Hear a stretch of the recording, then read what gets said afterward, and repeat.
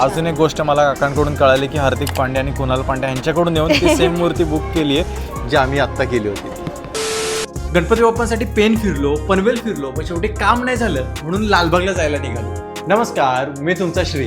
Pen आणि पनवेलला आम्हाला हवी तशी बाप्पाची मूर्ती मिळाली नाही म्हणून आम्ही अटल सेतूवरून लालबागला जायला निघालो. मुसळधार पडणाऱ्या पावसात आम्ही कार घेऊन निघालो.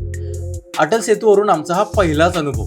250च्या टोलच्या बदल्यात आम्ही ट्रॅफिकमधले 80 ते 90 मिनिटं वाचवली आणि 30 मिनिटात अटल सेतूवरून आम्ही उतरलो.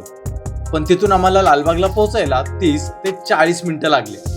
अक्षरशः आम्ही कंटाळलो, पण समोर बाप्पाचं दर्शन होताच सगळा कंटाळा निघून गेला. आम्ही पोहोचलो आता करी रोड स्टेशन जवळ असलेल्या गणसंकुलमधल्या वेळे ब्रदर्स स्टुडिओमध्ये. नमस्कार, माझं नाव राहुल वेळे. आपल्या स्टुडिओचं नाव आहे वेळे ब्रदर्स स्टुडिओ. आपल्याकडे मातीच्या मूर्त्या जास्त प्रमाणात अवेलेबल आहेत. मातीमध्ये आपल्याकडे जवळजवळ 100च्या आसपास व्हरायटीमध्ये गणपती आहेत.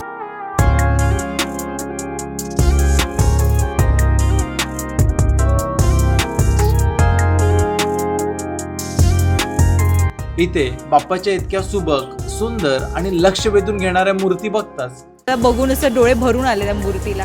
तर आमच्यासोबत पहिल्यांदा असं झालं की आम्ही वर्कशॉपमध्ये आलो, मूर्ती बघितली आणि लगेच फायनल केली. आणि ही वाली मूर्ती आहे जी आपण फायनल केली.